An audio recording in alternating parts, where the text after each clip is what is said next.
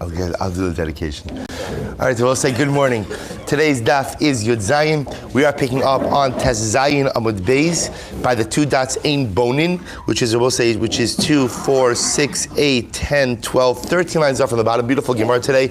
Our shir this morning, our shir this week, is dedicated by Eyal and Sarah Steinberg as a zechus for Refuah Shlema for Bas Susha.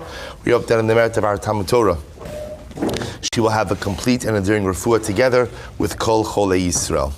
So let's begin. Ein Bonin. So remember again the Mishnah that we learned a little while ago discussed all the things that one is not permitted to go ahead and build together. So along with that the Mishnah says, the Gemara says, so one of the things that you're not allowed to build is a basila. Basilkos. So the Gemara says over here, Rabbi Chana says in the there are three different types of basilkos. Shamalchei Ovdei Kochavim. There is the basila of the king, like where the king lives, the king's palace. Vishal Merchatzos, the basila of the bathhouse. Vishal Otzros, and the basila of ultimately the storehouse of the king. Rashi points out that's where he kept his treasure. So Rava says, Beis leheter ve'echad le'isr. Two of them you're allowed to build, one of them is prohibited. And the Gemara says, V'simen, how do you know which one is prohibited? Ve'le'esar malcheihem bezikim. So we'll say it's the basila ultimately again that the king lives in. That is the basila ultimately again that is asr. V'ikad amri, others say, Amar Rava said, Kulam leheter. Ultimately again you could build all of the basilas. Is that true? Hatnan ein bonin imoin basilki gardum itztio bima. So we'll say in the Mishnah that you can't build with the akum, the basilki, the gardum, I will say, which represent also like a tiered courthouse. The itztadia, which also was another type of tower that was used for judgment, and the bima. Ema shel gardum v'shel itztadia v'shel bima. Rather, say what it means is you can't build the basila of these particular structures. Tanur Rabbanim. So we have an incredible story here. We'll say Tes Zayin with Beis 6 up from the bottom. Tanur Rabbanim. Kishnitbas Rabbi Lazar leminus. Rabbi Lazar one time was seized by the Romans, leminus. We'll say minus means that he was seized by the heretics. He was seized by the Ovdei Kochavim to force him to worship idolatry. What happened? Hello, Legardum. Lidom. They brought him up to the court to judge him. Amarla, O son Hegmon, Zakin Shakamoscha Yasok Bidvarim Betelim. So they gave him Musar. An old man like you should engage in such silliness. Now the silliness, of course, that they're referring to is Torah. How can you be so old and supposedly so wise, yet so foolish to engage in this thing that they call Torah? So Amarlo, Ne'eman Alai Hadayan. So what does Rabbi say? The judge, I know the judge will do good by me. I know the judge ultimately, again, has ne'emonos, ultimately to do the right thing. Rabbi Lazar, of course, is referring to Baruch Hu. So what happened? The judge before thought that Rabbi Lazar was talking about him. So meaning, the judge thought that Rabbi Lazar was flattering him, saying, you know what, I believe you're a wise man, I believe you'll do the just thing. But of course that was not the case. Instead, Rabbi Lazar was referring to HaKadosh Baruch Hu. What happens?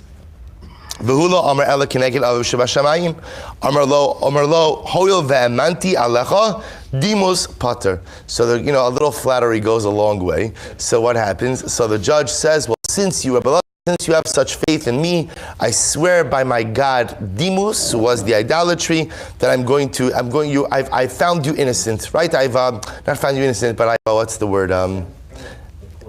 Acquitted. I dismissed it. I've dismissed the case against you. I have dismissed the case, and therefore Rabbi Lazar goes free. So we'll say, listen to this. Both is very profound. When Rabbi Lazar came home, so his students came to console him. Now, why does he require consolation, Rabbi say? See, everything ties back to our Gana Emunah, because Rabbi Lazar understands that these circumstances happened, there was a reason. See, he's trying to do a cheshbon hanefesh. Why is it that I was arrested in the first? And by extension, why I said something that was interpreted ultimately again as what? As a statement of my submission to Avoda Zara.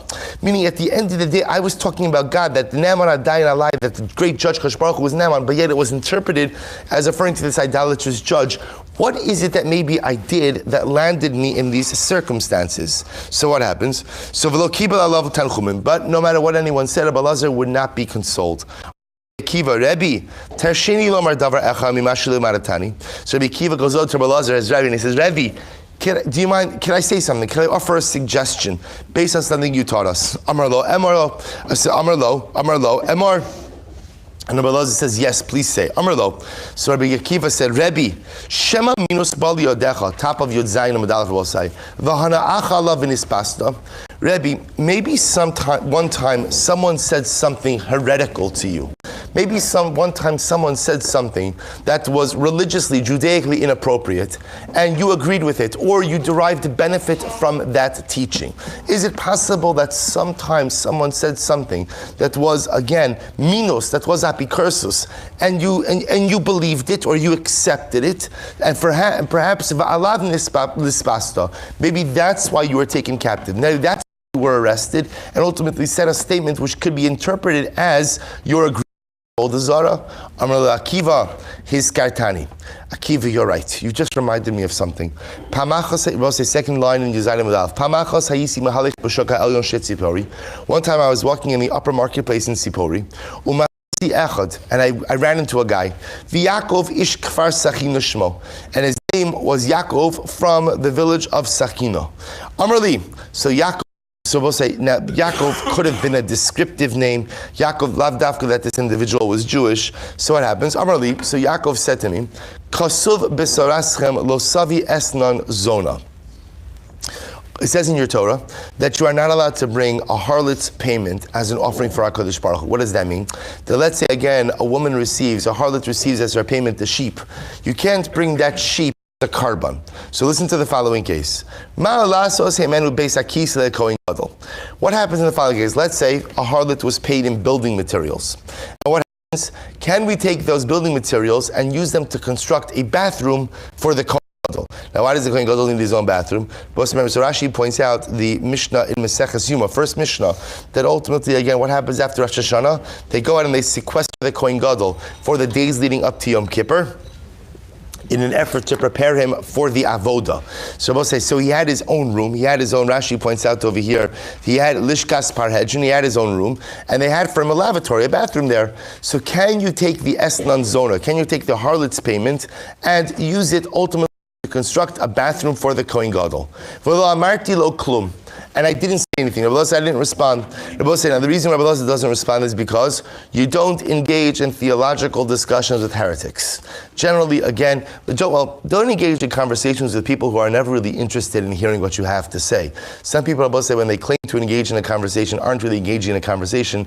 They're looking to speak. Sometimes people question, they're not interested in the answer, they're just interested in being argumentative. In that case, as we all know, we learn this throughout life, it's more kedai just not to engage and not to answer because the person is not interested. So same thing with these apikarsim. Rabbi Elazar doesn't respond because he understands at the end of the day, generally these conversations don't really have any kind of benefits. I didn't say anything. Amarli, so Yaakov, this guy Yaakov keeps talking. Amarli, kach limdani, this is what I learned. Ki me'esnon zona, boss I see, goes to the pasuk from Micha. Ki me'esnan zona kibatza, va'at esnan zona yashuvu, which literally translates from the payment to the harlot it will be collected, and from the payment of the harlot it will be returned. What does that mean? So when we learned about this guy Yaakov says, so we learned just like the harlot's payment comes from an impure source, so too it can be used for something impure as well. It came from her illicit activities, so it could be used to build the lavatory for the Kohen Gadol. Okay? V'hani ani hadavar. And Rabbi Elazar says, when this guy Yaakov said this to me, I said, good kizak, right? I said, you know what? It's good. I didn't say it, but in my mind, I thought that was a good pshat. And al yidei zeh nitpasti leminos va'avarti al ma shekasav b'Torah harchek me'aleha darkecha zuminos. Rabbi says, this was my mistake. I should have stayed far away from anything heretical. I should have stayed far away from anything that was taught to me by someone who was a heretic. I should have stayed far away from anything, any teaching, we'll say, that comes from impure sources. But I didn't. I enjoyed it. I even felt it might have been correct. And as a result, I was arrested by the Roman authorities. And again, in an effort to ultimately force me to worship Avoda Zara, because I violated the pasuk that says, "Harcheik me'alecha darkecha," distance yourself from its ways. What does that refer to? Zuminus. Rabbi say this refers to any type of heretical teachings. V'al tikarev al pesach beisa, and do not come close to the entranceway of its house. What does that refer to? Zu arashos. Rabbi say that refers to the government. That ultimately, again, stay as far away from government as one can, because Rashi points out over here, because ultimately, again, all their intention is to extract money or to utilize a person for some purpose, and when that purpose is done or when the money is done, a person could be in big trouble. Others say, distance from yourself its ways. This refers both to heresy as well as the government. Do not come close to the entranceway of its house. No. This refers ultimately again to a harlot. And what this ultimately teaches us is that not only is it obvious that one can't engage in illicit activity, but one must distance themselves from that illicit activity as well. The kama, how much does one have to distance themselves from a zona? At least 4 amos. At least 4 amos, bless you. What do the Rabbanon do with this phrase, esnan zona? So the Gemara says, Kid Rav Chisda, Dam Rav Chisda, Kol zona sheniskeres, l'basof hiso cheres. Rav Chisda will say, teaches us that any zona which hires herself out for illicit activity, at the end will have to buy companionship as well. What does this mean? That she will become so repulsive as a result of her illicit activities that no one will want to be with her. And the only way that she will have the ability to have any kind of companionship will be if she rents the services of someone else. Shnei Amar, because the pasuk over here says, the pasuk from Yechezkel, ubesiteich esnan ve'esnan lo nitalach vatihi lehepech upliga de Rabbi Padas. And Rabbi said, this argues on Rabbi Padas. What does Rabbi Padas say? Rabbi Padas lo asra Torah ela kreva shal gili arayos bilbad. But Rabbi Padas holds that one does not have to keep an extra distance from a zona. Rather, the prohibition is just to obviously engage in illicit behavior. But again, I have to abstain from illicit behavior, but there is no obligation to keep greater distance than that. Shnei Amar, ish al kol she'er bisaro lo sikravu lagalos erva. That a man may not come close to anyone who is close to him or relative of him to uncover their nakedness.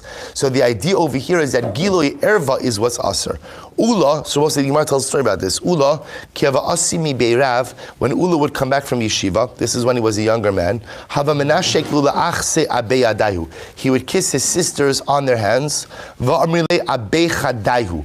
Others said by the top of the chest. Now, Rashi points out what this really means is like by the neck. So Rashi actually points out over here that this was often the way that people greeted each other, not just with a kiss on the cheek, but by a kiss on the neck. So Ula came back, and Abba say, these are his sisters. Now it's possible that it's also talking about adult sisters. So what do you see over here? Now a sister is an erva, right?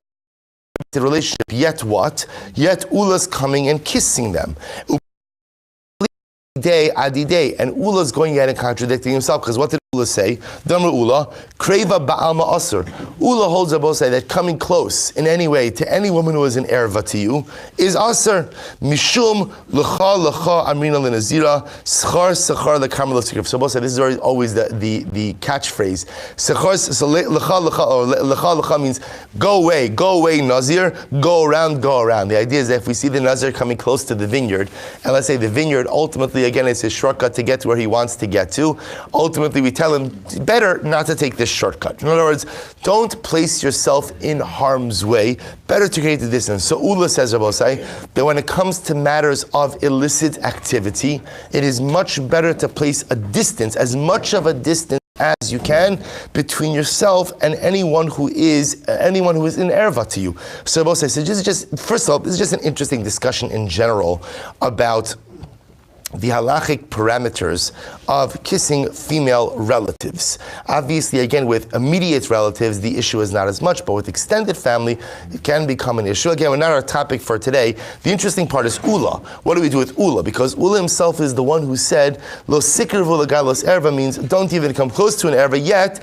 he's kissing his adult sisters, which again is not halachically prohibited, but it's interesting that it seems to be that he's not following his own teachings. So if you look at Rashi, if you look at Tosas is something very interesting. Tosas says, "Upliga didei didei, umasha haya mekel yatzmo." That which Ula was for himself, hainu mishum de alei kishura.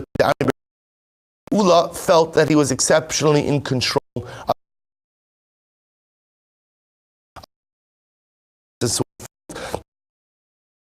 this would not engender any type of illicit feelings within him. But Ula also cautions us that every person has to know themselves and every person has to know their weaknesses in the realm of morality or immorality, and therefore Ula says better to be careful and safe than to take certain licenses and get into trouble. Okay, so the Gemara goes weiter. Lo aluka, so we'll say now the Gemara quotes the pasuk from Mishlei. La aluka shtei banos. Hav.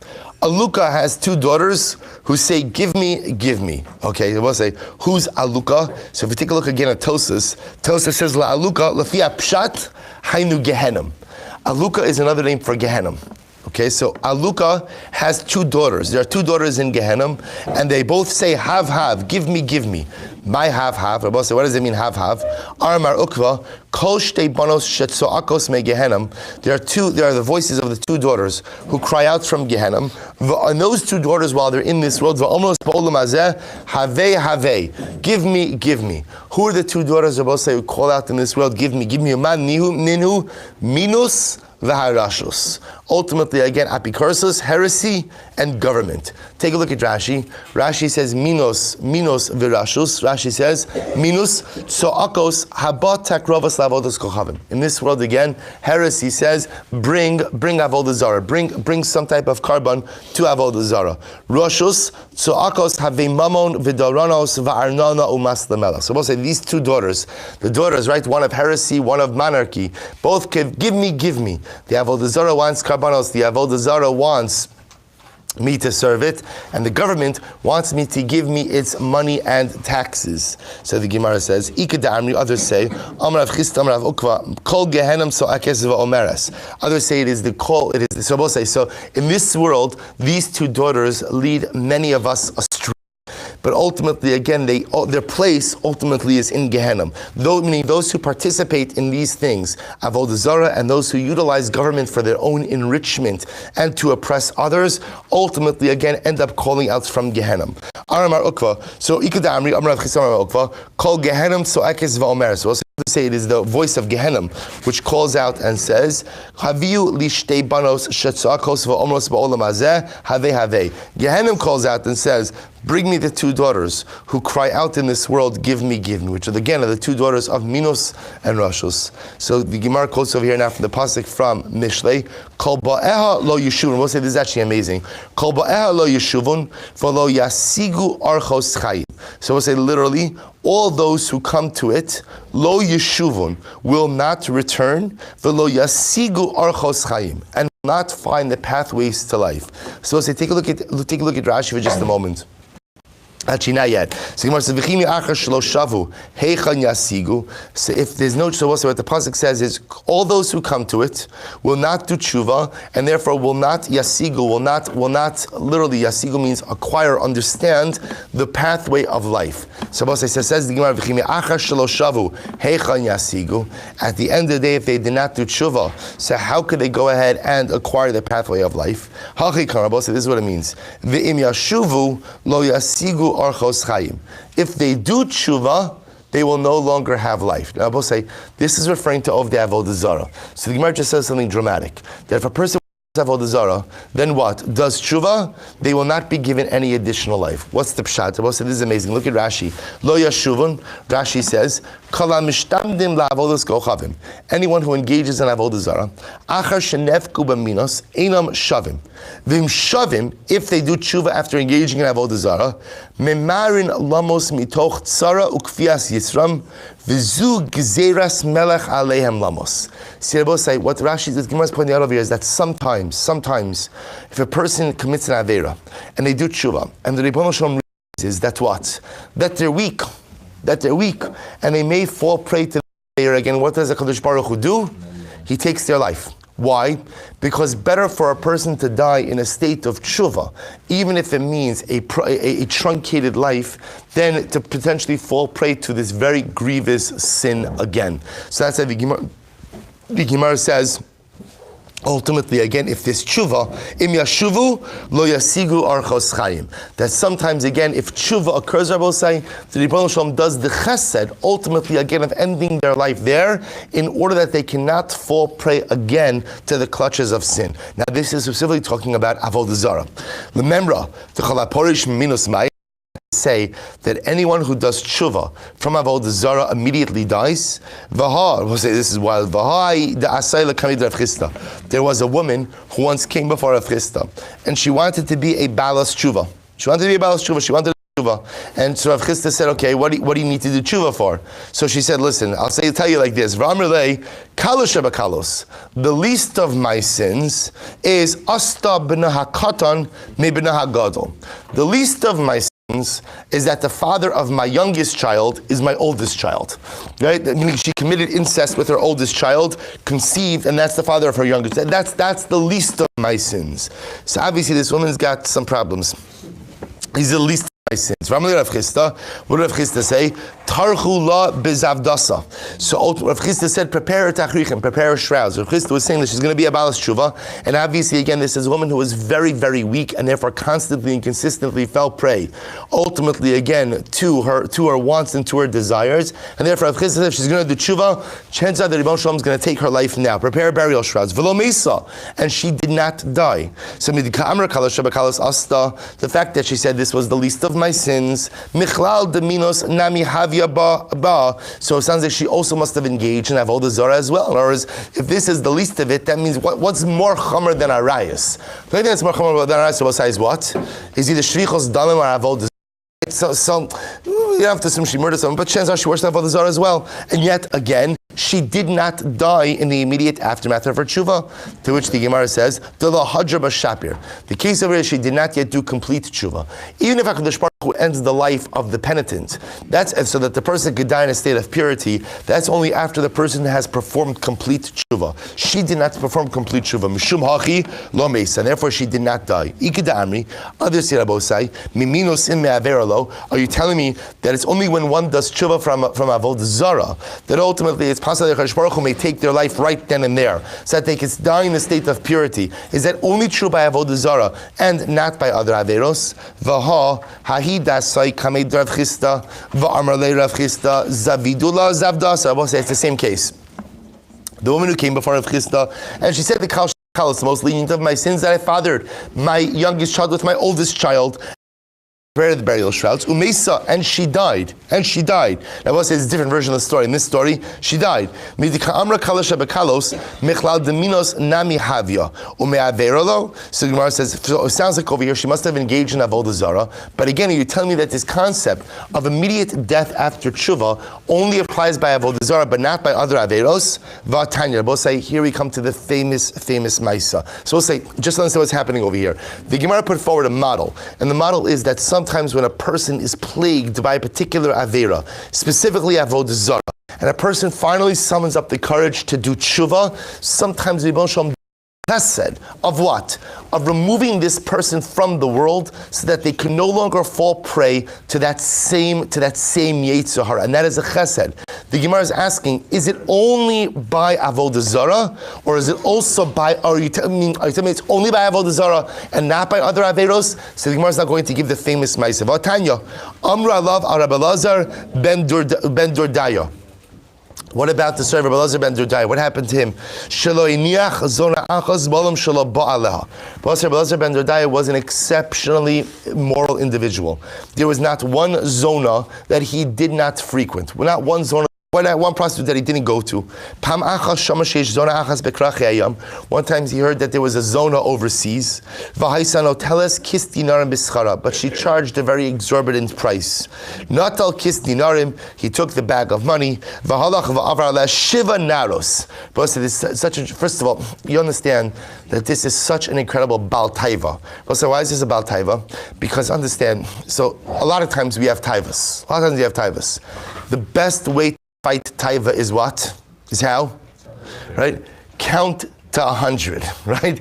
Count to 100. In other words, that sometimes if you just calm down a little bit, right? If you just count to 100 or 1,000 or 10,000, whatever you have to count to, so sometimes the taiva dissipates a little bit, right? This guy is crossing 7 seas, which I will say, obviously, it's a bit hyperbolic, but the idea is like, this was a journey. Like he had to take off from work, right? He had to, this is like so for most people, again, if you have to go through all this trouble, generally, it comes to a certain point where, you know what, either the desire is not there or it's just not worth it. This is about taiva. This is about taiva. This Rabbi Elazar is committed to znus. Mamish again. He's committed to this. So Mamish, he's taking the money, an incredible amount of money. Good morning, Mr. Schoenfeld. You almost got past me that time. You almost got past me. So the Gemara this time. He takes the money, he does the travel, and what happens? So the Gemara says, so finally he meets this zona, B'shas hergel davar, and when the moment that they're about to sin, heficha, she exhaled. Rashi says, Amra, kishim shaf the same way the breath that came out of my mouth can never go back, Kach Elazar ben Dordaya in Mekablin Osa b'tshuva.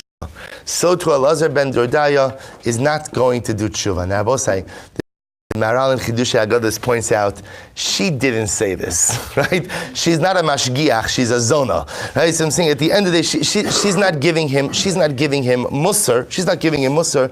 The idea is, I will say, all of us have that internal mashgiach, right? All of us have that internal voice that when we are about to do something that we know deep down is really not correct and is quite spiritually severe, there's that voice that says, if you do this, you are forever changed. If you do this, life will be forever different.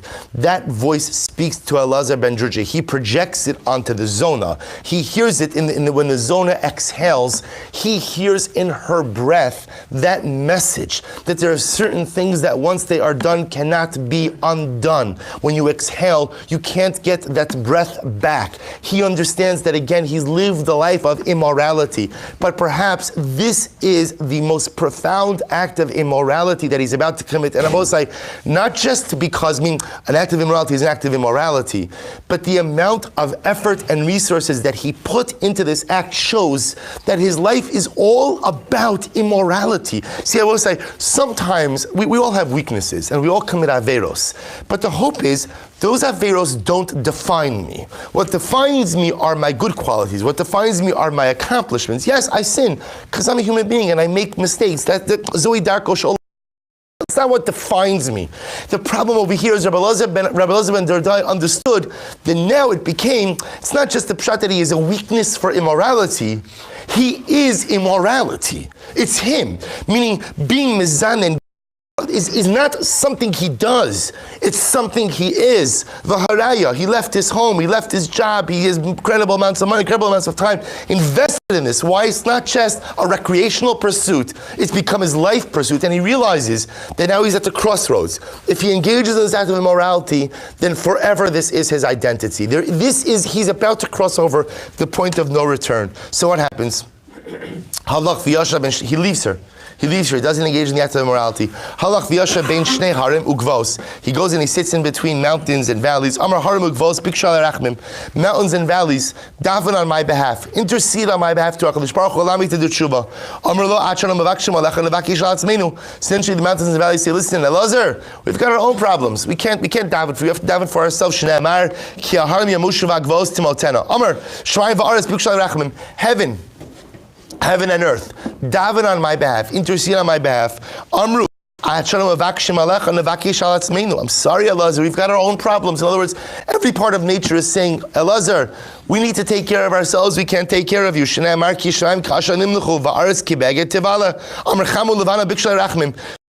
moon, sun and moon, supplicate on my behalf. Amru lo, achanu v'vakshim alecha levakesh ha'atzmenu. Before we daven for ourselves, shneimar, v'charfa levano bosha chama, amr kochav mazos biksha erachamim. Amru lo, achanu v'vakshim alecha levakesh ha'atzmenu. Moon and stars. Or I should say, stars and constellations, daven on my behalf. And they say, I'm sorry, before we daven for ourselves, Amar. Finally, he will say, what does he realize? The most profound words and the most life-changing words for all of us. Ein hadavar taloi ela bi. I realize that the matter is dependent on me. So I will say, all of us have that Elazar ben Dordaya moment. Because in life, we like to go ahead and outsource our success to others.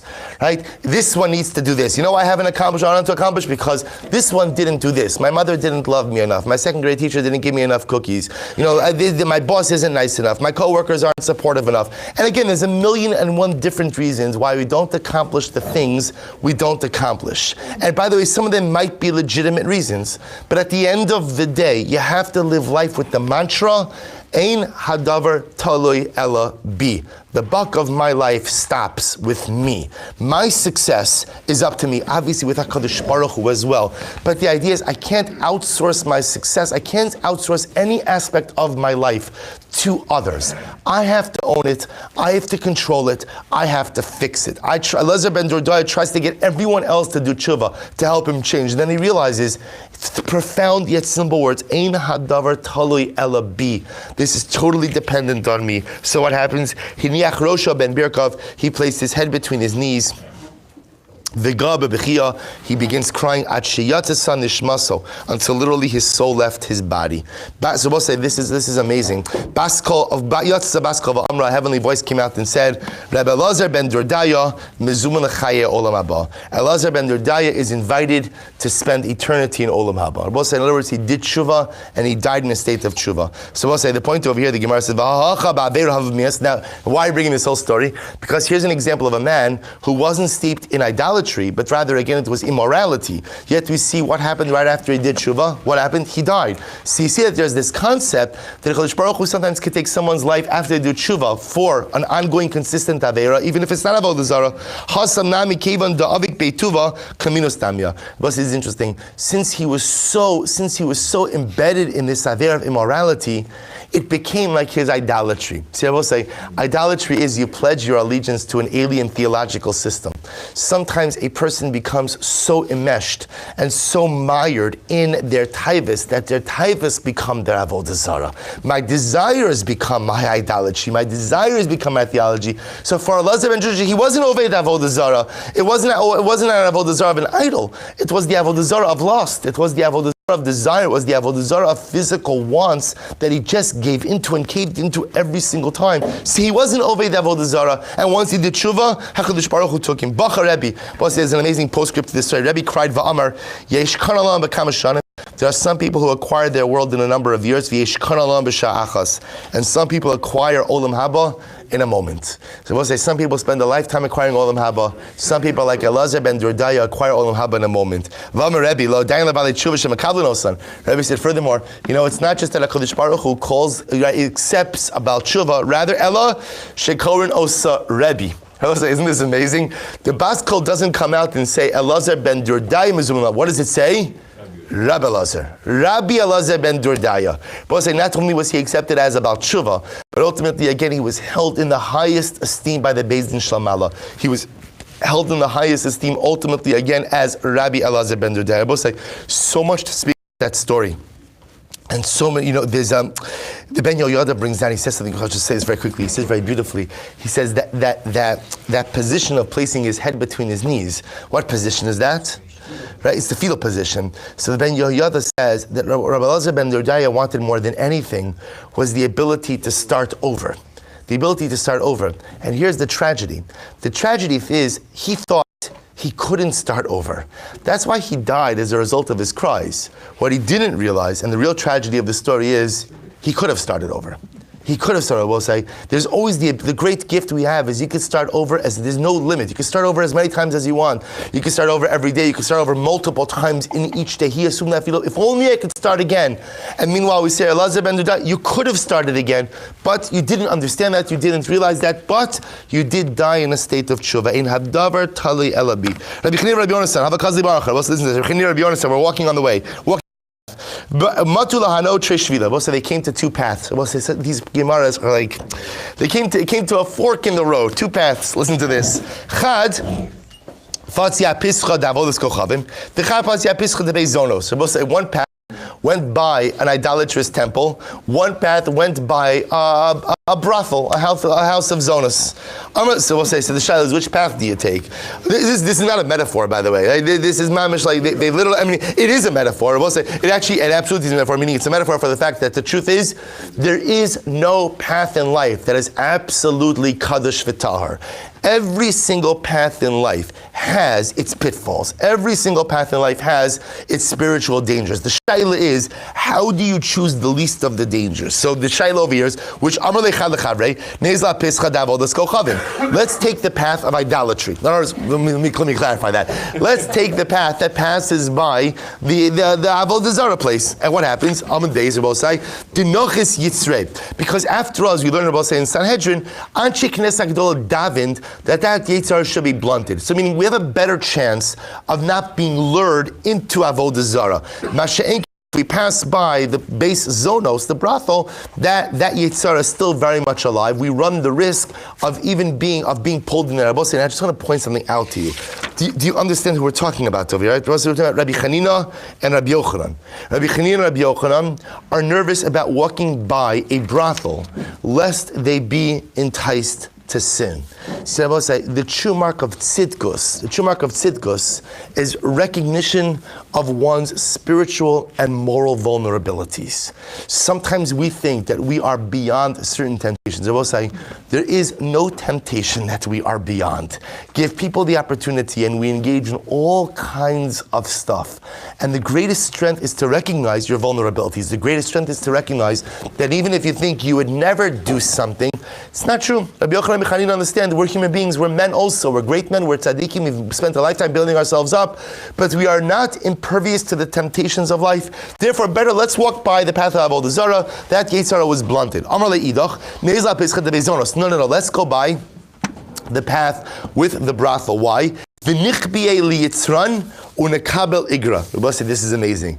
And let's combat our Yetzer Hara, and we'll get schar. In other words, the other one said, let's take the path that goes by the base Zonos, the brothel, because there it'll be a test for us. And hopefully, again, we'll be able to rein in our Yetzer and get the schar for overcoming our Yetzer. Now understand, don't try this at home, because in general, again, we never put ourselves in situations where we are forced to test our resolve. It is a bad idea. This is a different kind of case, because in this case, again, either way was a difficult choice, and either way there was an isayon that was there. At the end of the second one, and again, it's not identified who's saying what, the second one is saying, listen, either way, we're going to have a problem. Let's go by the base Zonos. Maybe this is our opportunity for spiritual growth by resisting the temptation. So what happens? So they ended up taking the second path, the path of the Zonos. Kimata hasam chazinu lezonos iskanu mikamayu. So what happens? They're passing by the brothel, and all of the Zonos ran inside and closed the door. So Amarle minalachaha. So one said to the other, how did you know? In other words, we'll say the one who suggested that they passed by the path of the Zonos must have had some type of inclination that they would be saved from Avera. How did you know this is going to happen? Amarle, because it says, Mezima tishmar alecha tevuna tinatzgerena, or sorry, Tinatz Reka. So we'll say, what does this mean? Literally, Mizima Tishmar Alecha, from Zima, from immorality, you will be saved, or you will be guarded. Tivuna Tinatz Reka, your wisdom will guard you. What does this mean? Amalei Rabbanan l'Rava, my Mizima, what does it mean, Mizima? Ilema Torah. We'll say this is maybe Mizima means Torah. Now, how does Mizima mean Torah? The Chesiv ba Zima, umetargaminan eight. We'll say the Targum on Zima is literally again counsel to sin. Uksiv hifli eitza higdil toshia. So we'll say we see that Torah itself is called eitza. Ihachi Zima mi boile. If that's the case, it shouldn't have said mi Zima, should have said Zima. Hachi, this is what it means to say midvar Zima tishmar alecha Torah Tinatzkerena, what it means is, Rabbosai, that you will be saved ultimately again from immorality when you carry the wisdom of Torah with you. So Rabbosai, Torah, we've seen this before in Maseches Brachas, that Torah is the ultimate remedy for the Yetzer Hara. Rabbosai, this is an incredible use of this. Sometimes if a person finds themselves with an incredible desire for immorality, the way sometimes, in addition to counting to 100, but the way sometimes to go ahead and blunt that desire, learn something. Torah has the ability to rein in on the fire of immorality, the fire of Yitzhar, the desire for, or I should say, has the ability to rein in lust. Listen to this. These stories are amazing. Rabbi Chanina ben Chadron. Both say now we're going to be talking about the Asar Harugei Malchus. When Rabbi Elazar ben Parta and Rabbi Chanina ben Chadron were arrested by the Romans. Rabbi Elazar ben Parta, Rabbi Chanina ben Chadron. Ashrecha, Chanina ben Chadron. How praiseworthy are you? Why? Shenispasta al chamisha dvarim. So you are ultimately va'atanisal. So listen to this. So I skipped a line. Sorry. So. Yeah, good. So Amalei Rabbi Elazar ben Parta, Rabbi Chanina ben Chadron. Rabbi Elazar ben Parta, Rabbi Chanina ben Chadron. Ashrecha, shenispasta al davar echad. You are so right. You are praiseworthy. Are you that you are arrested for one thing? Oili shenistapasti al chamisha dvarim. Woe to me that I was arrested for 5 things. We'll see exactly what that means. Amalei Rabbi Chanina, Ashrecha shenispasta al chamisha dvarim va'atanitzal. So Rabbi Chanina said, no, praiseworthy are you that you were arrested for 5 things, yet you are going to be saved. Oili, Rabbi Chanina ben Chadron says, woe to me, shenispasti al davar echad ve'eni nitzal. That what? I was arrested for one thing, and Rabbi Chanina ben Chadron already realized that he was not going to be saved, he was going to die. Sha'ata sakta b'torah b'gemilas chasadim. Rabbi Chanina ben Chadron says to Rabbi Elazar ben Parta, because you engaged in Torah and gemilas chasadim and chesed, va'ani lo asakti ela b'torah. Right? And I only learned Torah, I didn't engage in chesed. The kidrafuna, dam rafuna, kala osig, it's a very profound Gemara.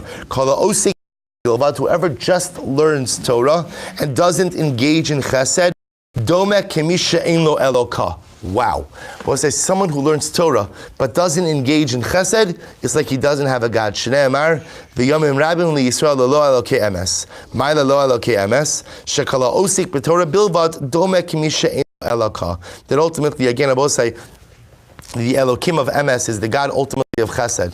So therefore, again, if a person learns Torah but doesn't serve HaKadosh Baruch Hu, doesn't do chesed, it's as if he doesn't have a God. Gemilas chasadim lo asak. Is that true that he didn't engage in gemilas chasadim? But yet, Vatanya, Belazar ben Yaakov Omer, Lo Yitin Adam Osav LaArniki Shal Tzedaka Ela Imtein Mamuna Alav Tam Tchachim Rabbi Chanina ben Chadron. So we'll say, listen to this. Rabbi Chanina ben Chadron will say, saying to Belazar ben Parta, you're going to survive because you learned Torah and you did chesed. I learned Torah, but I didn't do chesed. That's true that Rabbi Chanina ben Chadron didn't do chesed. Yet Rabbi Elazar ben Yaakov says that Rabbi says you shouldn't contribute to a tzedakah fund unless it's administered by a Talmid Chacham like Rabbi Chadron. So Rabbi says, so what do you see from here? He says Rabbi Chanina ben Chadron is associated with the ultimate Gabbai tzedakah, to which the Gemara says, Hey menuhu dahava mehemin. All it's saying is that a person like Rabbi Chanina ben Chadron was trustworthy to administer the fund. It doesn't say that what? It doesn't say that. It doesn't say that he did it. It doesn't say ultimately again that he performed, that he administered a tzedakah fund, or that for that matter that he engaged in gemilas chasadim. Vatanya, but he learned Amar lo maos Amar lo maos shal purim nischafuli b'maos shal tzedakah. V'chilaktim la'aniyim. So we'll say, listen to this. Yet Rabbi Chanina ben Chadron said that I had Purim money that got mixed up with other tzedakah money, and I gave it all to aniyim. So we'll say there's a halacha that says that money collected for Purim has to go towards Purim and can't be given for other purposes. So we'll say Rabbi Chanina ben Chadron was saying one time my tzedakah money got mixed up, and essentially again I gave extra tzedakah to make sure that both they had for Purim as well as for general needs. So the Gemara says, listen to how profound this is. Rabbi Chanina ben Chadron did chesed, but he did boy lay lo of it. He didn't do enough chesed. For someone of his standing, he should have performed more acts of chesed. So we'll say this, the power of chesed. Torah by itself is not enough. Rabbi Chanina ben Chadron says, Rabbi Elazar ben Parta, you're going to be saved because you have Torah and chesed. I have a lot of Torah, but don't have chesed. So what happens? Asiyul Rabbi Elazar ben Parta. So now we go into the story. The Romans brought Rabbi Elazar ben Parta before them. Amru, my time atonis. Rabbi Elazar ben Parta, why did you teach Torah? Umay Taima Ganafta, and why were you a thief? So they accused him of two things. They accused him of being a thief and teaching Torah. Supposed to listen to this statement. Amrlei, is Seifa lo Sifra, vi Sifra lo Seifa. If I held the sword, then I didn't hold the Sefer. And if I held the Sefer, then I didn't hold the sword. In other words, Rabbi Elazar ben Harta is saying, you're accusing me of two mutually exclusive things. If I was a teacher of Torah, then I spent my days in the Beis Medrash. If I was a thief, then I spent my days thieving. I can't do both. Umidahal hanami lesa, which shows you that the charges are false. In other words, one of these charges are false, and if one of these charges are false, the person who's making the accusation is obviously a liar as well. Fine, that one's dismissed. Umay Taira Kamalacha Rebbe. So if you didn't teach Torah, why do they call you Rebbe? So he responds, Rabban Shaltar Simani. I'm a Rebbe of the weavers. Of a weaver, or I'm a good weaver, so I know how to weave. So they call me the Rebbe of the weavers. Really? So the Gemara says, Aisule Treki Buri. They brought him 2 spools of thread. Said, oh, let's see what you can do. Amrule, which one is the warp and which one is the wolf? So tell me which one is which. In other words, we'll say, how do you arrange it on the loom? Thank you. Israchesh Leini says, well, obviously, Rabbi Elazar ben Harta has no idea because he's not a weaver. So a miracle occurred. Asya ziburta osivi al deshasya. So we'll say a female bee came and rested on the warp. Va'asai zibura v'yasav al da'avra. And a male bee came and rested on the wolf. So we'll say the wolf is thicker than the warp. So he was able to see the male bee, which was associated with the wolf, and the female with the warp. So that's how he was able to tell. How he was able to tell the difference in the gender of the bees, I'm not sure. But okay, whatever it is, that's a kasha. Amr lahu, hay deshasya v'hay da'arva. And he says, oh, this is the warp and this is the wolf. Why didn't you show up at the Be'avidan? What Be'avidan was the house of Avoda Zara. Why did you not show up at the house of Avoda Zara? Amr lahu zakin hayisi, I'm an old man. Umisyari ashani shema termasuni. And I'm afraid maybe they'll trample me. Braglechem with their feet. Amru v'ada inna kama sabi esramos. So they said, the Romans said to him, how many old people have been trampled? No one's ever been trampled at Beis Avidan. So what are you worried about? That day is Rachishnisa Yoma Irmas Chad Saba. Ultimately, again, what happened? That day, someone was trampled. That day, an old man was trampled at Beis Avidan, and therefore, ultimately, again, his claim stood up. We'll have to stop over here for today. We'll pick up in the middle of Rabbi Elazar ben Parta's interrogation in Meretz Hashem tomorrow.